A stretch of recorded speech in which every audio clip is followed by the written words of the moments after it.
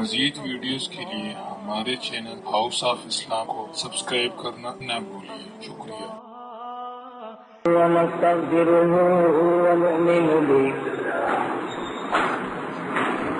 ونؤمن به ونتوكل عليه ونعوذ بالله من شرور أنفسنا ومن سيئات أعمالنا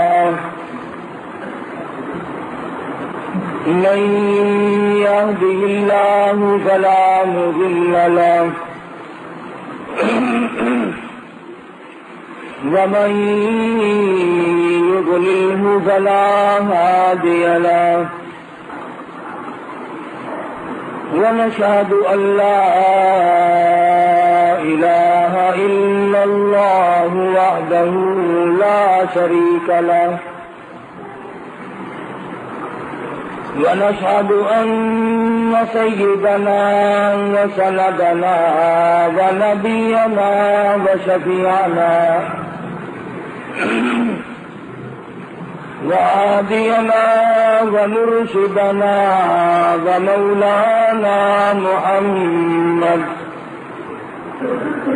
ومولانا محمدا عبده ورسوله أرسله بالحق بشيرا ونذيرا صلى الله تعالى عليه وعلى آله وأصحابه وأزواجه وذرياته وبارك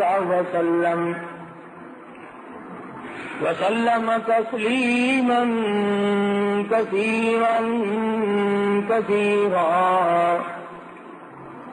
أما بعد فأعوذ بالله السميع العليم من الشيطان الرجيم بسم الله الرحمن الرحيم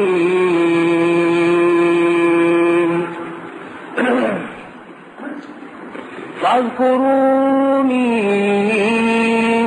أذكركم واشكروا لي ولا تكفرون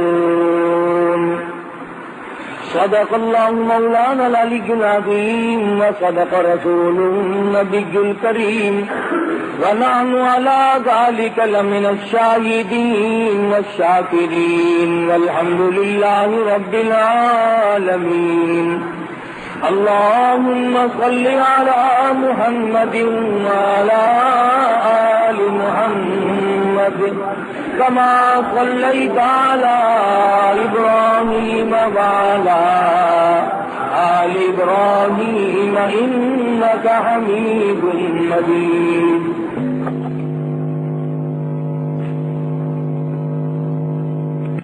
آل محمد كما باركت على إبراهيم وعلى آل إبراهيم إنك حميد مجيد. ٹھکانہ عبدالستار صاحب برائے جی ایم سی گزشتہ جمعے میں سرکار مدینہ صلی اللہ علیہ وسلم کی اس حدیث کی تشریح عرض کی تھی جس حدیث پاک میں سرکار مدینہ صلی اللہ علیہ وسلم نے فرمایا کہ 7 قسم کے آدمی عرش عظیم کے سائے میں چھاؤں میں آرام سے سکون سے ہوں گے. ان میں سے ایک چیز یہ بھی تھی، ان 7 آدمیوں میں سے ایک وہ بھی ہے کہ صدقہ اور خیرات اس طرح پہ کرے کہ دائیں ہاتھ سے دے تو بائیں کو پتہ نہ چلے. قرآن کریم نے دونوں چیزوں کی طرف صراحتاً وضاحت فرمائی ہے. ان تبدوا الصدقات فنعما ہی وَإِن تُخْفُوهَا وَتُؤْتُوهَا الْفُقَرَاءَ فَهُوَ خَيْرٌ لَكُمْ فرمایا اگر تم صدقہ اور خیرات چھپا کر دو تو تمہارے لیے زیادہ بہتر ہے، اور اگر اعلانیہ دو تو تمہارے لیے پھر بھی بہتر ہے۔ چھپا کر دینے میں مصلحت یہ ہے کہ دوسروں کو پتہ نہ چلے۔ اللہ پاک اس عبادت سے بے انتہا خوش ہوتے ہیں جو صرف اللہ کو پتہ چلے۔ ایک حدیث میں ہے، فرمایا نبی کریم صلی اللہ علیہ وسلم نے کہ میدان حشر میں آواز لگے گی، کہاں ہیں وہ لوگ جو راتوں کو مجھے یاد کیا کرتے تھے؟ اعلان کیا جائے گا، آؤ نور والے ممبروں پہ بیٹھ جاؤ، تم اندھیروں میں مجھے یاد کیا کرتے تھے، آج نورانی ممبروں پہ بیٹھ جاؤ۔ ایک اور حدیث میں ہے، فرمایا نبی کریم صلی اللہ علیہ وسلم نے کہ جب آدمی چھپا کر کے کوئی عبادت کرتا ہے، مخفی عبادت کرتا ہے، اور اللہ تعالیٰ سے اس کی قبولیت کی امید رکھتا ہے، تو خداوند کریم اس سے بہت راضی ہوتے ہیں۔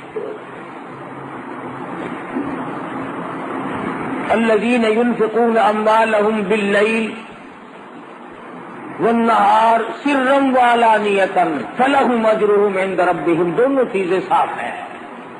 میری راہ میں جو خرچ کرنے والے لوگ ہیں وہ دن میں کریں یا رات میں کریں، وہ اعلانیہ کریں یا چھپا کر کے کریں، بہرحال اللہ پاک کے نبی نے ارشاد فرمایا صلی اللہ علیہ وسلم نے کہ اللہ کو وہ بندہ زیادہ محبوب ہے، وہ بندہ زیادہ پسند ہے جو چھپا کر کے صدقہ کرے، کسی کو پتہ نہ چلے۔ اس میں ایک فائدہ یہ ہے کہ آدمی ریاکاری سے بچ جاتا ہے، اور ریاکاری بہت بڑی بیماری ہے۔ اندازہ لگایا ہوگا، آدمی جب اللہ کے نام پہ کچھ دیتا ہے تو یہ امید کرتا ہے کہ جس کو میں نے دیا وہ آگے سے یوں کہے جزاک اللہ، واہ جی واہ، واہ جی واہ، بہت بڑے سخی آدمی ہیں۔ نفس اس بات کا انتظار کرتا ہے، اللہ تیرے بال بچوں میں برکت دے، اللہ تیری جان میں برکت عطا فرمائے، کارخانے میں برکت دے، دکان میں برکت دے۔ کان سننے کے لیے منتظر ہوتا ہے کہ یہ لفظ اس کے منہ سے نکلے جس کو میں نے خیرات دی ہے، حالانکہ اس کی زبان کے بجائے اگر اس کا دل بولے گا تو وہ زیادہ اللہ کے یہاں پسندیدہ ہے۔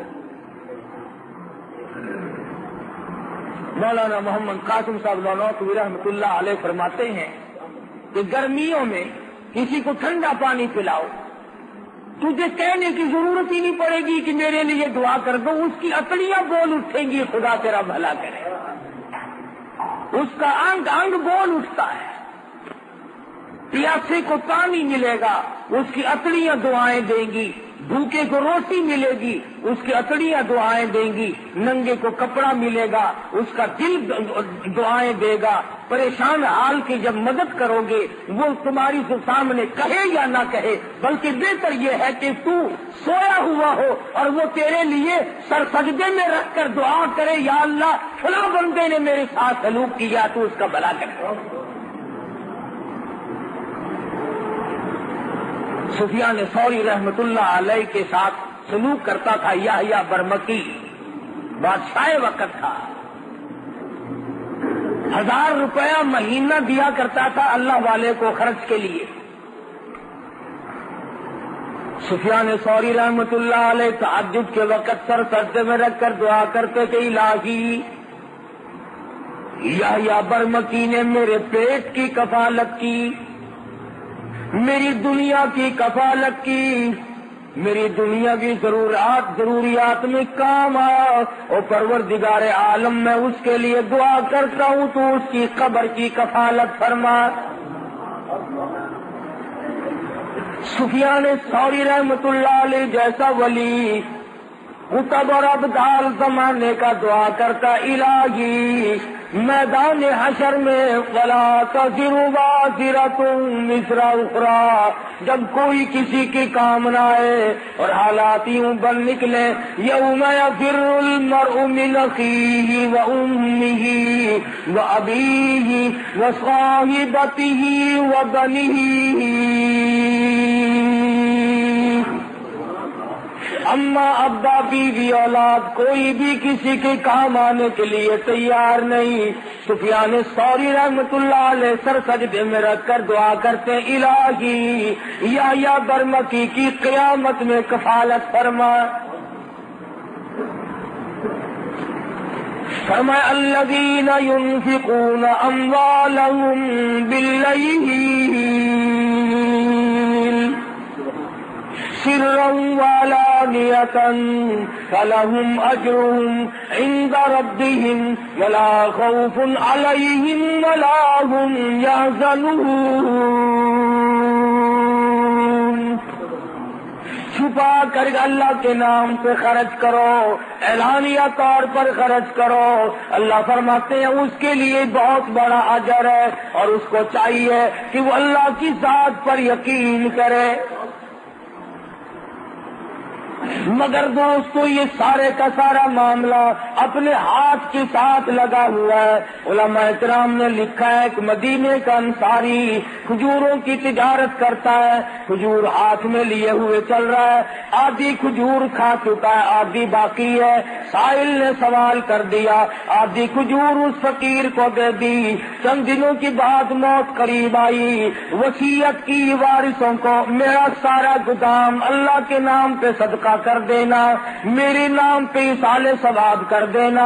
مرنے کے بعد لوگوں نے یوں ہی کر دیا. کسی نے خواب میں دیکھا، پوچھا بتا کیا گزری؟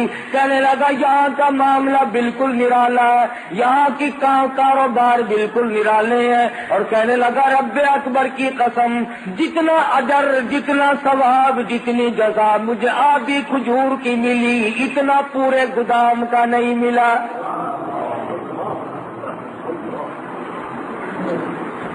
وہ میرے ہاتھ کی تھی، وہ میں نے اپنے ہاتھ سے دی تھی.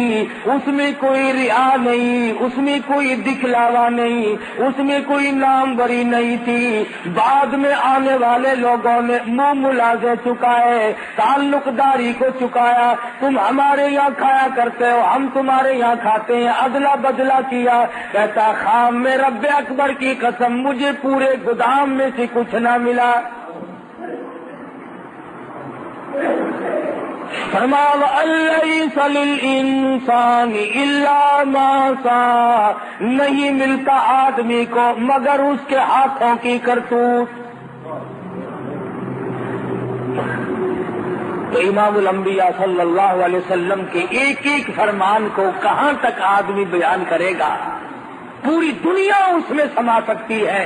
کالی کملی والے محمد کریم صلی اللہ علیہ وسلم نے فرمایا ایک وہ آدمی بھی عرش کے چھاؤں میں آئے گا، سائے میں جگہ ملے گی، جس نے اللہ کے نام پہ صدقہ کیا، چھپا کے کیا. لینے والے کو بھی شرمندگی نہ ہو اور اسے بھی ریاکاری کا موقع نہ ملے اور دکھلاوے کا موقع نہ ملے. قرآن کریم میں مسلمانوں اپنے لیے دیے کو ضائع نہ کیا کرو. یا ایھا الذین آمنوا، او ایماندارو، لا تبطلوا صدقاتکم بالمن والأذى، برباد نہ کرو، خراب نہ کرو، تباہ نہ کر ڈالو، ختم نہ کر ڈالو اپنے لیے دیے کو. الہ العالمین ختم کیسے ہو جاتا ہے، برباد کیسے ہو جاتا ہے، ضائع کیوں کر ہو جاتا ہے؟ فرمایا بالمن والاذى، احسان جتلانا ہم نے تیری ساتھ یوں کیا تھا. اس کے منہ پہ احسان جتلانے سے، اسے ذلیل کرنے سے آج تو بڑا آدمی بنتا ہے. کل ہم تجھے زکات دیا کرتے تھے، یاد کر فلاں وقت میں نے تجھے کرتا پہنایا تھا، یاد کر فلاں وقت میں ہم نے تیرے ساتھ یوں سلوک کیا تھا. اللہ کا قرآن کہتا ہے، خدا بند کریم فرماتے ہیں جب تو اس کو مینا مارتا ہے، اللہ فرماتے میرے بندے کا کلیجہ اکٹھا ہو جاتا ہے، اسے تکلیف ہوتی ہے. اور کسی بندے کو تکلیف دینا میرے یہاں جائز نہیں، اللہ کریم فرماتے ہیں. سب سے بڑی عبادت، سب سے بڑی نیکی. شیخ العرب والعجم حضرت مولانا سید حسین احمد صاحب مدنی نور اللہ مرکزہ، اللہ تعالیٰ کی کروڑہ رحمت نازل ہو اس مرد مجاہد کی قبر مبارک سے آمین کہو۔ حضرت والا کی خدمت میں 16 مہینے رہنے کا اتفاق ہوا، ڈیوٹیوں میں بیٹھا ان لوگوں کی، بڑے بڑے عالم تشریف لاتے تھے، ہندوستان کے بھی اور دوسرے ملکوں کے بھی، اور حضرت والا سے وظیفہ پوچھتے تھے کہ کچھ بتائیں ہمیں، آپ ایسا وظیفہ کریں جس سے نیک بن جائے۔ سبحان اللہ، اس وقت مجھے سمجھ نہیں آتا تھا، میرا بچپن تھا، اب قدر ہوتی ہے۔ فرمایا کرتے تھے سب سے بڑا وظیفہ یہ ہے کہ کسی کو ستاؤ مت، ہندو ہو، مسلمان ہو، مرد ہو، عورت ہو، حتیٰ کہ جانور ہو، جاندار کوئی بھی ہو، کسی کو دکھ مت دو۔ اور اگر آپ سوچیں تو یہ بہت مشکل وظیفہ ہے، یہ ورد بڑا مشکل ہے، تسبیح پھیرنی آسان ہے، نفل پڑھنے آسان ہے، لیکن اس وظیفے پہ عمل کرنا بڑا مشکل ہے کہ آدمی اپنے آپ کو بچائے کہ کسی کو ستانا نہیں، کسی کو پریشان نہیں کرنا۔ میں نے آپ سے قرض لے لیا کہ 1 مہینے میں دوں گا، آپ میرے پیچھے پھر رہے ہیں، سال گزر گیا، یہ ستانا نہیں۔ میں نعوذ باللہ کسی کی دھی بیٹی کے بارے میں غلط خیال کرتا ہوں، یہ کسی کی آبرو کو ٹکر، یہ کسی کو ستانا نہیں۔ تمام صورتیں اس میں داخل ہیں، سفر میں، حضر میں، گھر میں، کاروبار کرنے میں، ساری زندگی میں اگر آپ سوچیں تو یہ مسئلہ بڑا مشکل ہے کہ آدمی دوسرے کو تکلیف نہ دے۔ ہمارے یہاں تو سارے تکلیف دے کر کے کام بنتے ہیں، جب تک دوسرے کو تکلیف نہ دو اس وقت تک آدمی کی بڑھاس نہیں نکلتی۔ اور ہمارے ملک کے لوگوں کا مزاج بن گیا، مجبور سے کماؤ، جتنا زیادہ مجبور دیکھو اتنا زیادہ کماؤ۔ اڈوں پہ جا کے دیکھو، اسٹیشنوں پہ جا کے دیکھو، وہ لوٹ کھسوٹ ہے، وہ گند دکھتا ہے، وہ مسافر اتنا مجبور ہے کہ اللہ پاک نے ترس کھا کر سنتیں معاف کر دی، نفل معاف کر دیے، فرض نماز بھی آدھی معاف کر دی۔ اللہ میاں جانتا تھا کہ سفر بڑی تکلیف دہ چیز ہے، مسافر پر اللہ میاں نے ترس کھا کر سنتیں معاف کر دی، نفل معاف کر دیے، آدھا فرض معاف کر دیا، مگر مسلمان کہتا ہے کہ ان مسافروں کی جیب کاٹو، ان مسافروں کو ننگا کر دو، ان مسافروں سے جو کچھ بھی ہے وہ یہیں پر کھینچ لو، کسی اسٹیشن پر جا کے دیکھ لو، تمام چیک کرنے والے لوگ مر گئے، قبروں میں چلے گئے۔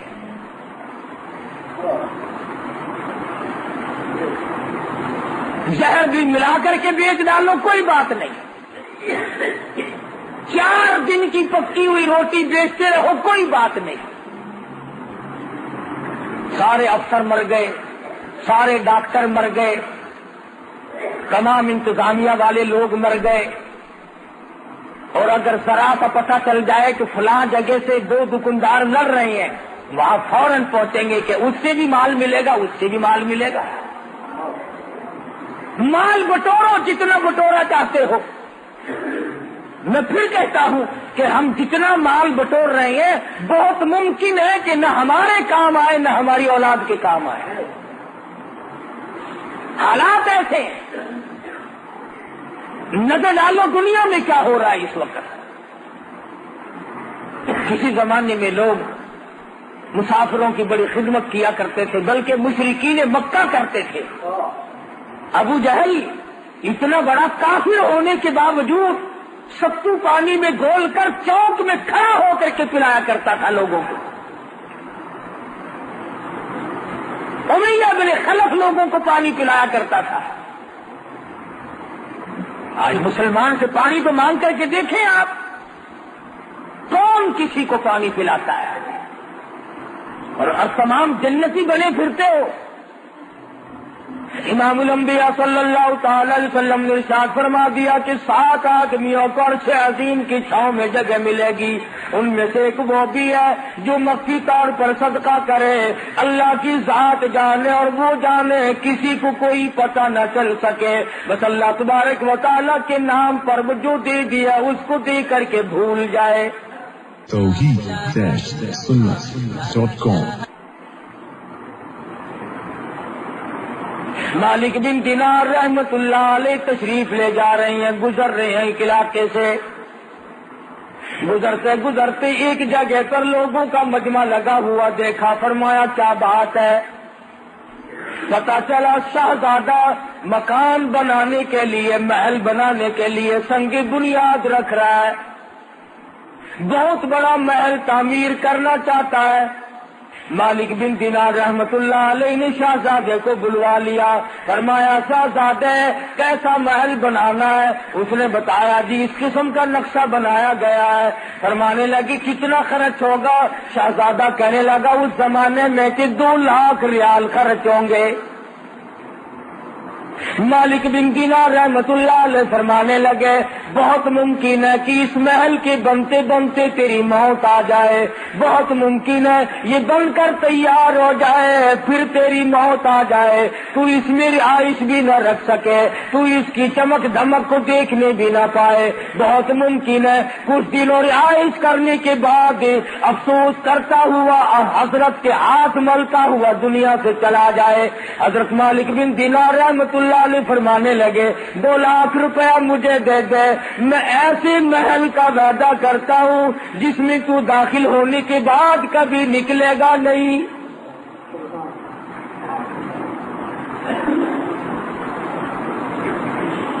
ہمیشہ ہمیشہ کے لیے اس محل میں رہے گا، اور اس محل کے آگے بڑے باغ باغیچے ہوں گے، بڑی بڑی نہریں ہوں گی، بہت اعلیٰ قسم کا باغ اور باغیچہ اور گلشن محل ہوگا، ہمیشہ ہمیشہ کے لیے تیرا رہے گا، نہ تیری موت آئے گی نہ تجھ سے وہ محل چھوٹے گا۔ مسلمانوں میں یقین کا زمانہ تھا۔ شہزادہ کہنے لگا میں بالکل آپ کو سارا روپیہ دے دیتا ہوں، مگر ہمارے یہاں دستور ہے جب کوئی معاہدہ ہو، جب کوئی لین دین کیا جائے تو جان بین کے دستخط ہونی چاہیے، لکھ پڑھ ہونی چاہیے۔ مالک بن دینار رحمت اللہ علیہ نے کاغذ نکالا اور لکھ دیا میں اللہ پاک جل جلالہ کی طرف سے وعدہ کرتا ہوں شہزادے سے کہ جنت میں ایک محل ملے گا۔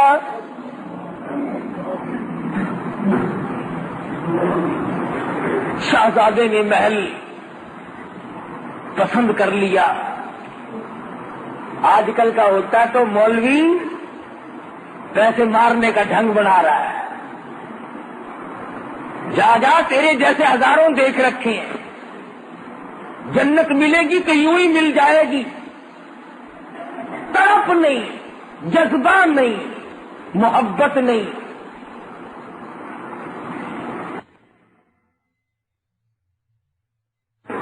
شہزادے نے 2 لاکھ روپیہ اٹھا کر کے مالک بن دینار رحمت اللہ علیہ کے حوالے کر دیا، اور وہ لکھا ہوا کاغذ جو تھا وہ خود سنبھال لیا، اور مکان بنانے کا ارادہ ترک کر دیا۔ وہ بھی اللہ والے تھے، یہ ہمارے زمانے جیسے تو تھے نہیں۔ مالک بن دینار رحمت اللہ علیہ نے اسی وقت اعلان کر دیا کہ جتنے فقیر، محتاج، یتیم، بیوہ، مساکین ہو آ جاؤ سارے، مالک بن دینار خیرات تقسیم کر رہا ہے۔ علماء نے لکھا ہے صبح سے لے کر شام تک مالک بن دینار رحمت اللہ علیہ کے پاس روزہ افطار کرنے کے لیے ایک کھجور بھی باقی نہ تھی، تمام کا تمام اللہ کے راہ میں خرچ کر دیا، سب لوگوں کو دے دیا۔ مرید کہنے لگا حضرت جی شام کا روزہ کس چیز سے اتارو گے؟ فرمایا تو نے اس وقت نہ بتایا، 1 ٹکا رکھ لیتے 2 کھجوریں آ جاتی، اب تو ختم ہے معاملہ۔ اللہ غنی سید عائشہ صدیقہ رضی اللہ تعالی عنہا کو فاروق اعظم رضی اللہ تعالی عنہ نے 12 مہینے کا خرچ 12,000 روپیہ یکدم بھیجا۔ سال کا خرچہ ہماری ماں کے لیے عائشہ صدیقہ رضی اللہ تعالیٰ عنہ کے لیے فاروق اعظم رضی اللہ تعالیٰ عنہ نے بھیجا. جب خادمہ نے گٹھڑی لا کے رکھی، اللہ غنی، ام المومنین فرمانے لگی میرے اور اس دولت کے درمیان کپڑا لٹکا دے، مجھے یہ دولت دیکھتے ہوئے بھی شرم آتی ہے. عائشہ صدیقہ رضی اللہ تعالیٰ عنہ نے رو دیا، فرمانے لگی مجھے یاد ہے میں شہنشاہ کائنات حضرت محمد الرسول اللہ صلی اللہ علیہ وسلم کے لیے روٹی پکایا کرتی تھی، کبھی آٹا چھاننے کی نوبت لائی پھونک مار دیا کرتی تھی، جو کا آٹا ہوتا تھا جو گھاس اڑ گیا سوڑ گیا باقی بیچ میں پکایا کرتی تھی.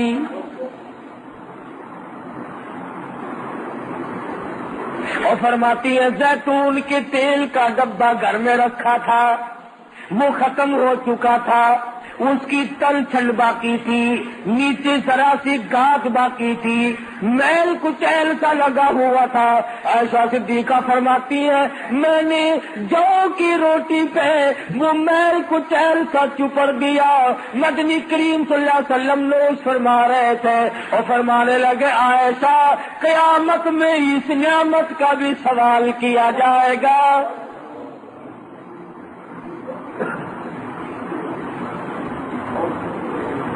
عائشہ فرماتی ہے مجھے یہ دولت دیکھتے ہوئے بھی شرم آتی ہے. میرے آقا نے بڑی تنگی کی زندگی بسر فرمائی. 3 دن کے فاقے 4 دن کے عموماً فاقے جایا کرتے تھے. بحرین سے مال غنیمت آیا، سارا دن سرکار مدینہ صلی اللہ علیہ وسلم نے سونا چاندی تقسیم فرمایا. اور شام کو حال یہ ہے ایسا فرماتی ہے حضور نے مجھ سے پوچھا گھر میں کوئی کھانے کی چیز ہے کہ نہیں، میں نے عرض کر دیا اللہ کا نام باقی ہے. ایسا فرماتی ہے سرکار مدینہ نے مجھ سے پوچھ کر بھوک کی حالت میں نیت باندھ لی. کس طرح سے زندگی گزاری ہے محمد مدنی صلی اللہ علیہ وسلم. دوسروں کے لیے سیم و زر و گوہر تقسیم ہو رہی ہیں اور اپنا حال یہ ہے کہ چولہے میں آگ نہیں جلتی، کپڑا پورا نہیں ہے اور پھر شکایت کبھی نہیں. اللہ میاں نے خود پوچھا اے میرے محبوب اگر آپ فرمائیں یہ احد پہاڑ سونے کا بنا دوں، جہاں آپ جایا کریں گے یہ آپ کے ساتھ ساتھ چلا کرے گا. عرض کیا اور میرے پروردگار میں فقیری میں راضی ہوں، میں اس فقیری میں راضی ہوں صلی اللہ علیہ وسلم. تو ایسا صدیقہ فرماتی ہیں کہ مجھے یہ دولت اچھی نہیں لگتی، اس گٹڑی کو پرے لے جاؤ، میرے اور اس کے درمیان میں کپڑا لٹکا دو اور خادمہ سے کہا جاؤ مدینے کی گلیوں میں اعلان کر دو آؤ محتاجو آؤ غریبو، آج ایسا صدیقہ خیرات بانٹ رہی ہے. 12 مہینے کا خرچ ہے، سال بھر کا خرچہ آیا ہے. فرماتی ہے کہ عصر کے وقت تک تمام کا تمام تقسیم کر دیا ہے. خادمہ کہتی ہے شام کا وقت جب آیا عائشہ صدیقہ رضی اللہ تعالیٰ عنہ کے پاس روزہ افطار کرنے کے لیے کھجور کا دانہ کوئی نہیں، روٹی نہیں، کھانے پینے کی کوئی بھی چیز موجود نہیں. خادمہ کہنے لگی آپ نے کچھ تھوڑے سے 2-4 آنے رکھ لیے ہوتے، اب فاقے سے بیٹھی ہو پانی پی کر بیٹھ گئی ہو. رو کے فرمانے لگی تو نہیں جانتی امام الانبیاء صلی اللہ علیہ وسلم کا یہی طرز عمل تھا اور یہی حضور کی وصیت اور نصیحت ہے، جو دولت کی طرف پڑے گا آخرت برباد ہو جائے گی. مالک بن دینار رحمت اللہ علیہ نے لکھ کر کے دیا، دولت روپیہ پیسہ 2 لاکھ شہزادے سے لے لیا. سارے کا سارا دن بھر میں تقسیم کر دیا. تیسرے دن یا چوتھے دن، تیسرے چوتھے روز تہجد کے لیے مالک بن دینار رحمت اللہ علیہ جب مصلی پہ کھڑے ہونے لگے تو پیروں میں اندھیرے میں کاغذ لگا. نبی سچا، تیرا نبی سچا، تیرا خدا سچا، میں نے جنت میں اپنا محل پا لیا ہے. مجھے وہ محل مل گیا جس محل کے لیے تم نے وعدہ کیا تھا. بات ہے ساری یقین کی. تو حضور اکرم صلی اللہ علیہ وسلم نے جو ارشاد فرمایا کہ 7 آدمیوں میں سے ایک وہ بھی عرش عظیم کے سائے میں ہوگا، چھاؤں میں ہوگا، جو صدقہ اور خیرات چھپا کے کرتا ہے اور اس نیت سے کرتا ہے کہ بس اللہ جانے اور میں جانوں. قرآن کریم میں اللہ کی راہ میں خرچ کرنے کی بہت بڑی فضیلت آئی ہے. اور ایک اور چیز خاص طور پر جو ہمیں کھٹکتی ہے اس کی بھی وضاحت فرمائی. فرمایا اللہ کے کرتا ہے اور اس نیت سے کرتا ہے کہ بس اللہ جانے اور میں جانوں. قرآن کریم میں اللہ کی راہ میں خرچ کرنے کی بہت بڑی فضیلت آئی ہے. اور ایک اور چیز خاص طور پر جو ہمیں کھٹکتی ہے اس کی بھی وضاحت فرمائی. فرمایا الشیطان یعدکم الفقر، شیطان تمہیں یہ کہتا ہے کہ اگر تم نے یوں ہی لینے دینے کا سلسلہ جاری رکھا تو کل کو تم خود تنگ ہو جاؤ گے، کلاش ہو جاؤ گے، کنگال ہو جاؤ گے، تمہارے پاس کچھ نہیں رہے گا اگر تم نے یوں ہی سلسلہ جاری رکھا. الشیطان یعدکم الفقر ویأمرکم بالفحشاء، جب بھی تم اللہ کے نام پہ صدقہ کرو گے، خیرات کرنا چاہو گے، کسی مسکین اور محتاج کو دینا چاہو گے، کسی عزیز و اقربا یتیم بیوہ کے ساتھ سلوک کرو گے، کسی ہمسایہ غریب کے ساتھ سلوک کرو گے، شیطان تمہیں فوراً کہے گا تھوڑا دے تھوڑا دے، اگر یوں ہی تو دیتا رہا تو ننگا ہو جائے گا. اللہ میاں فرماتے ہیں شیطان کا یہ وعدہ ہے اور میں تجھے وعدہ دیتا ہوں واللہ یعدکم مغفرۃ منہ وفضلا. شیطان تجھے فقر کا وعدہ دیتا ہے، غریبی یاد دلاتا ہے، تو ننگا ہو جائے گا. مقابلے میں خدا وعدہ کرتا ہوں بخشش کا اور بڑھاوے کا، زیادتی کا. تو میرے نام پہ دیتا جا، میں بڑھاتا چلا جاؤں گا. واللہ یعدکم مغفرۃ منہ وفضلا. اللہ میاں فرماتے ہیں واللہ واسع علیم، میں بہت دینے والا ہوں، میرے خزانے میں کوئی کمی نہیں. اللہ فرماتے ہیں میں اب دیکھوں گا، ایک طرف تو میرا وعدہ ہے، ایک طرف شیطان کا وعدہ ہے، میں دیکھوں گا اب تو میرا کہنا مانتا ہے یہ شیطان کا کہنا مانتا ہے. سارے مسائل ریا سے، دکھلاوے سے بچانے کے لیے ہیں. امام غزالی رحمت اللہ علیہ نے اپنی کتاب میں لکھا ہے توحید-sunnah.com کہ ایک جگہ پر ایک درخت تھا، لوگ اس کی پوجا کرنے لگے، لوگ اس کی پوجا کرنے لگے. جیسا کہ ہمارے ملک میں بھی رواج ہے، فلاں جگہ جو جانگ ہے بڑا برکت والا ہے، فلاں پیپل بڑا برکت والا ہے، فلاں بڑا برکت والا ہے. لوگوں میں چرچا ہو نکلتا ہے، پھر ملک بھر سے عورت مرد اس کی زیارت کے لیے ٹوٹ پڑتے ہیں. امام غزالی رحمہ اللہ نے لکھا ہے کہ ایک جگہ پر ایک درخت تھا جس کی پوجا پاٹ شروع ہو گئی اور خوب چل پڑی. وہاں ایک عابد رہتا تھا اللہ والا.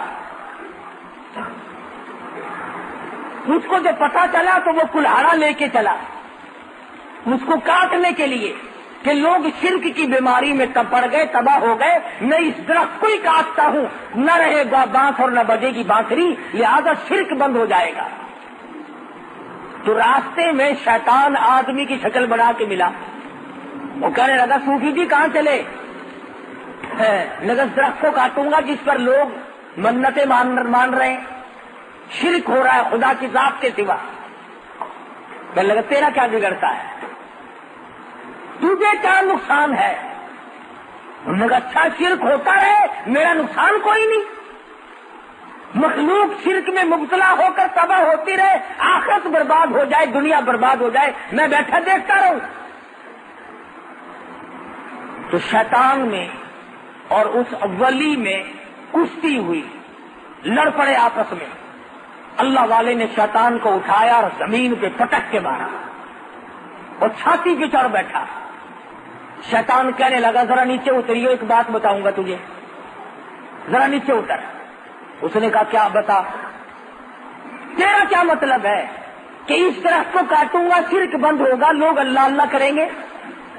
اس نے کہا بات سن, اگر تجھے اللہ ہی اللہ کرنی مقصود ہے اور لوگوں کا فائدہ مقصود ہے, تیرے تکیے کے نیچے 10 روپے روز ملا کریں گے. تو غریبوں کو تقسیم کریو, بھوکوں کا پیٹ بھرے گا, دعا کریں گے, کتنا فائدہ ہوگا. 10 روپے روز ملا کریں گے تیرے سرانے کے نیچے, مگر اس درخت کو نہ کاٹ. صوفی جی بیچارے آ گئے قابو. اس نے کہا بھی یہ کوئی کم نیکی تو نہیں, اور اس زمانے کے 10 روپے, آج کے 10 روپے نہیں جو پھونک مارنے سے اڑ جائیں, کہ 10 روپے میں تو خدا جانے کتنوں کا پیٹ بھرے گا, کتنوں کو کپڑا پہناؤں گا, کتنوں کی دوا دارو کروں گا, کتنوں کی مشکل آسان ہوگی, درخت کاٹنے سے مجھے کیا ملے گا. صوفی جی کی سمجھ میں آئی, کلاڑا رکھا, مسلے پہ بیٹھ گئے, رات کو سوئے, صبح کو سرانے کے نیچے سے واقعی 10 روپے ملے. کہنے لگا بہت اچھی بات, یہ تو مزے ہو گئے بھائی, اور اللہ کی راہ میں خرچ کر دیے. دوسرے دن بھی سرانا اٹھا کے دیکھا, صبح کو پھر 10 روپے مل گئے. اس نے کہا شیطان ہے تو سچا بھائی. تیسرے دن سرانا اٹھایا تو ہے ہی نہیں. دری اٹھا کے دیکھی کہ شاید دری کے نیچے جلدی میں رکھ گیا ہو, وہاں بھی نہیں. چارپائی کے نیچے جھانک رہے ہیں, مٹی کریج رہے ہیں کہ شاید ادھر ادھر گر گئے, ہے ہی نہیں. وہ کہاں تھے؟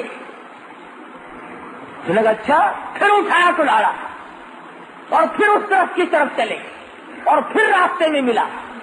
امام غزالی رحمت اللہ علیہ نے لکھا ہے, کہنے لگا کہاں چلے؟ تو اس طرف تو کاٹوں گا, لوگ شرک کرتے ہیں. اس نے کہا وہ بتایا تھا تجھے 10 روپے ملا کریں گے. انہوں نے کہا بے ایمان ہو گیا تھا, 2 دن تو ملے, آج تو بالکل نہیں ملا, ایک آنا بھی نہیں وہاں. تو اب جو شیطان میں اور اس ولی میں کشتی ہوئی, اب ولی نیچے اور شیطان اوپر. اب وہ نیچے دبا لیا اور شیطان اوپر چڑھ بیٹھا. کہنے لگا تو ذرا خیر یہ بات بتا, اس دن تو نیچے تھا, میں اوپر تھا, آج میں نیچے ہوں تو اوپر, اس کی کیا وجہ ہے؟ تو کہنے لگا میری بیماری مجھ سے ہی پوچھتا ہے. اس نے کہا بتا تو صحیح.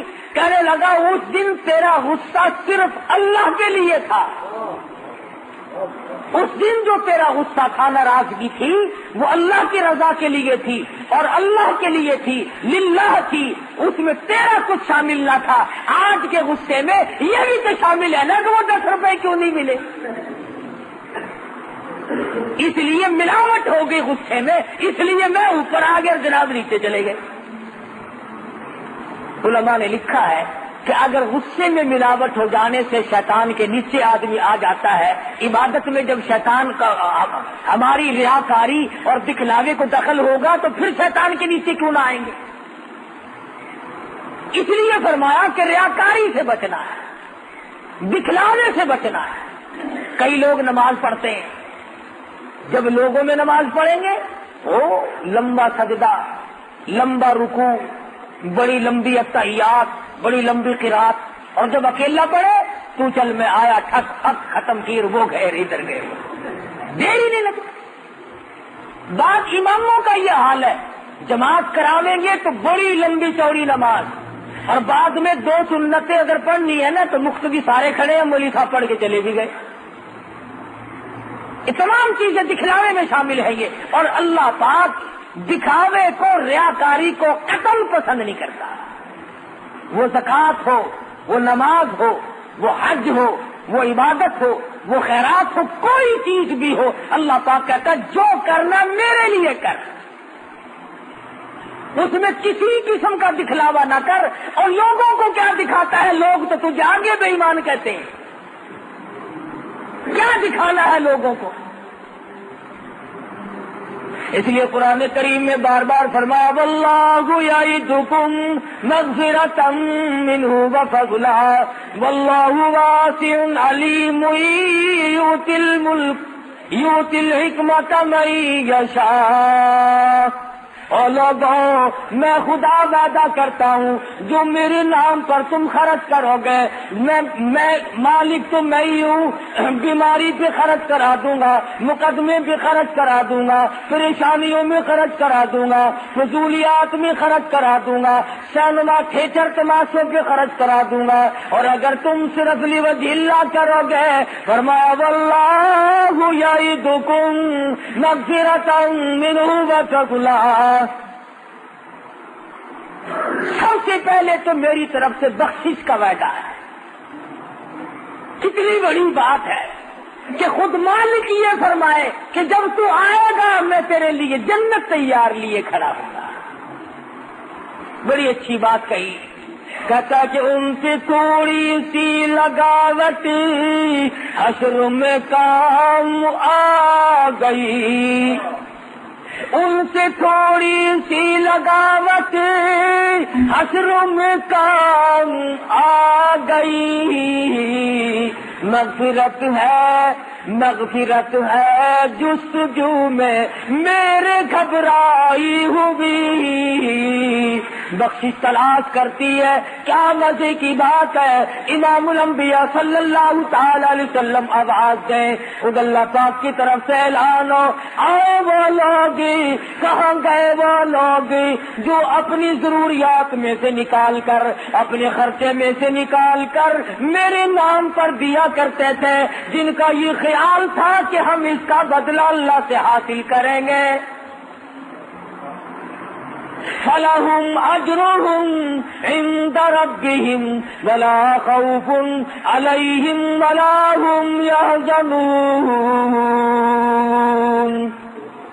اتنا کرنے والے لوگ تھے، کیا بتاؤں کہ گزشتہ زمانے کے لوگوں نے کس کس طریقے سے کمائی کر کے اپنی آخرت کو بنایا۔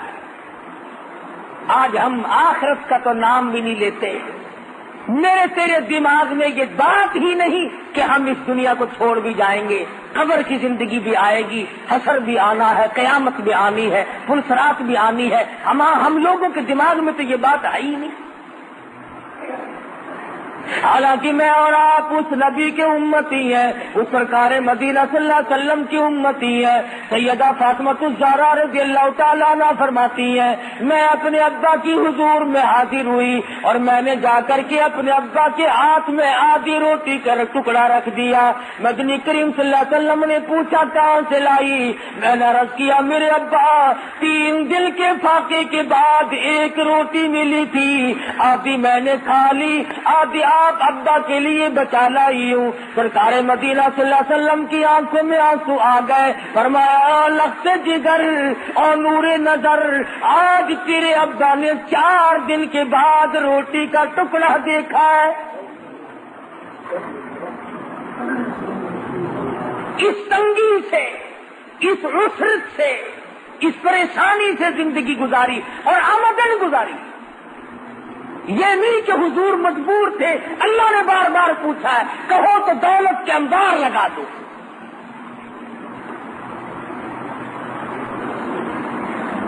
آج ہم پوچھو ان سے جو اہل بیت کی محبت کا دعویٰ کرتے ہیں، جس قدر دوڑے پھرتے ہیں دولت کے پیچھے، نماز معاف ہے، روزے معاف ہے، اللہ کے قرآن کو نہیں مانتے، نبی کے فرمان کو نہیں مانتے۔ آؤ میں تمہیں بتلاؤں کہ اہل بیت کی محبت ہم کرتے ہیں یا تم کرتے ہیں۔ سرکار مدینہ صلی اللہ علیہ وسلم تشریف لائے، لخت جگر کے دروازے پہ، فاطمہ الزہرا کے مکان پر دروازے پہ کھڑے ہو کر فرمایا بیٹی میں گھر میں آؤں، داخل ہو سکتا ہوں؟ اندر سے آواز آئی پہلے تشریف لانے سے پہلے اپنی چادر اندر پھینک دو۔ اپنی چادر اندر پھینک دو۔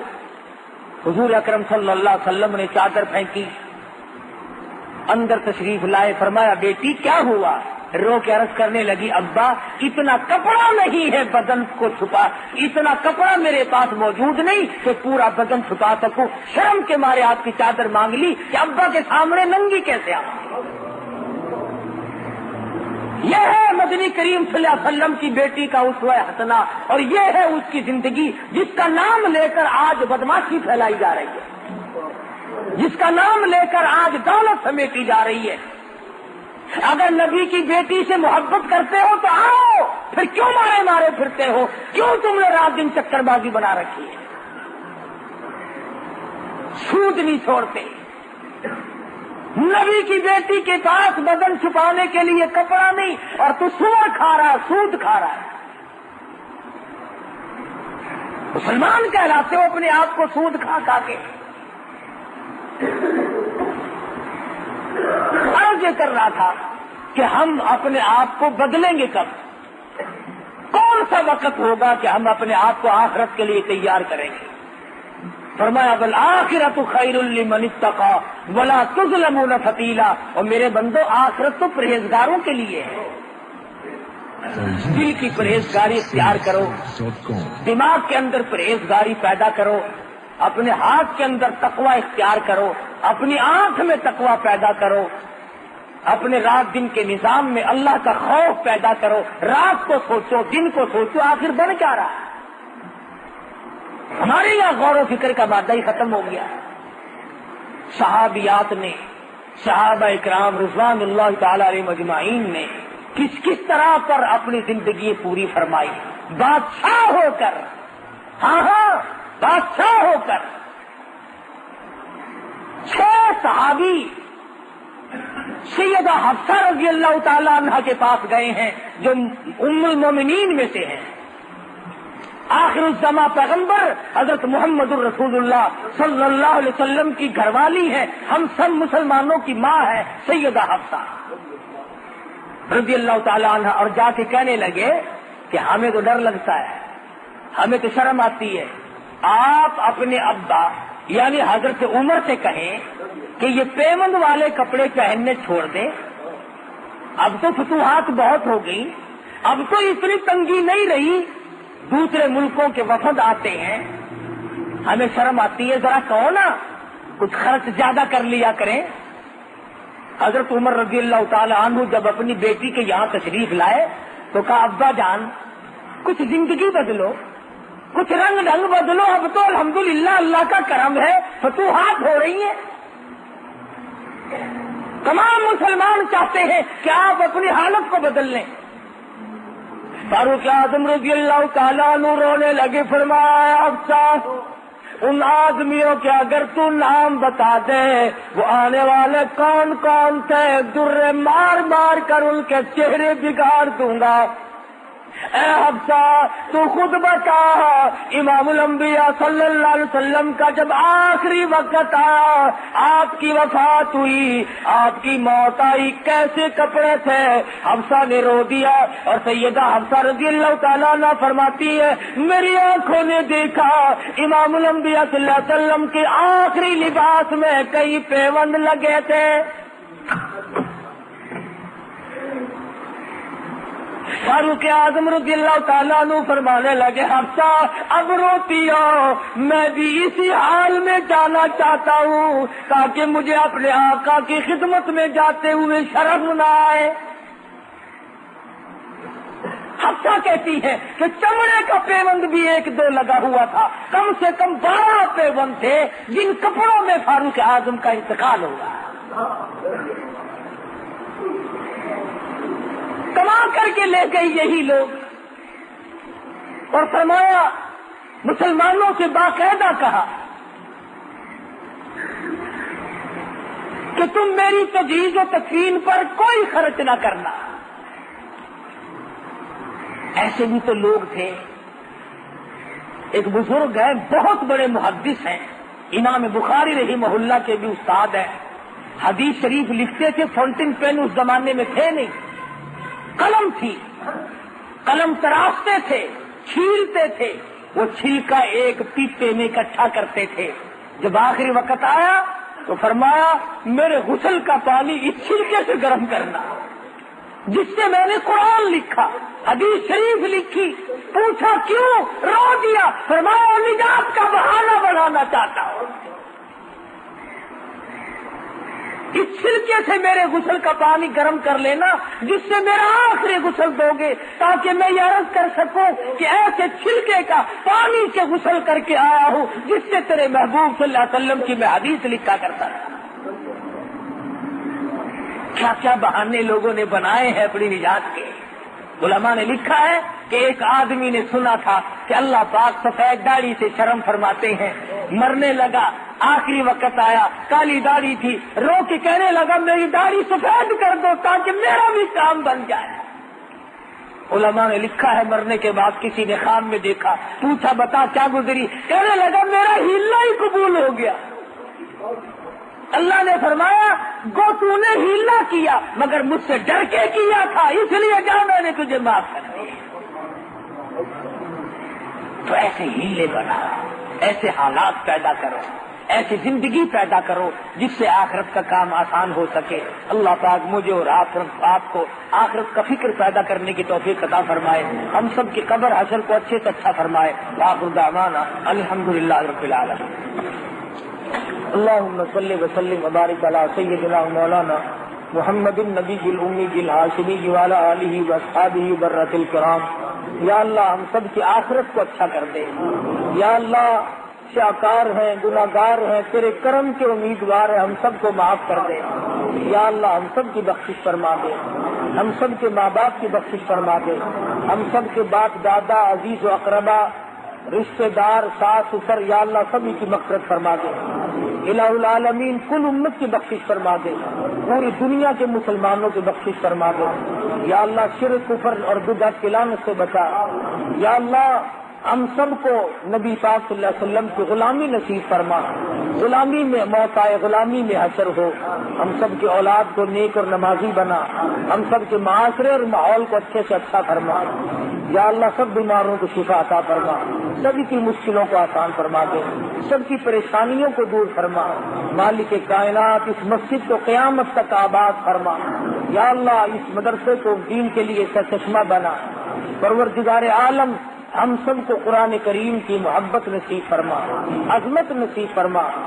ایک مائی ہے جس کے پاس لڑکیاں ہی لڑکیاں ہیں، دعا کر دو اللہ پاک نرینہ اولاد عطا فرمائے. الہ العالمین تمام مسلمانوں کی بگڑی بنا دے. یا اللہ سب حاجت مندوں کی حاجتوں کو پورا فرما. الہی سب کی جھولیاں بھر دے، سب کے کاروبار کو اچھے سے اچھا فرما دے.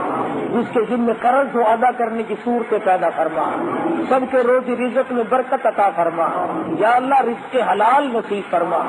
الہی کسی کو کسی کا محتاج نہ بنا، اپنے دروازے سے ہم سب فقیروں کی جھولیاں بھر دے. ربنا تقبل منا انک انت السمیع العلیم وتب علینا انک انت التواب الرحیم. صلی اللہ علی حبیبہ محمد وآلہ وصحبہ اجمعین. آپ نبی کریم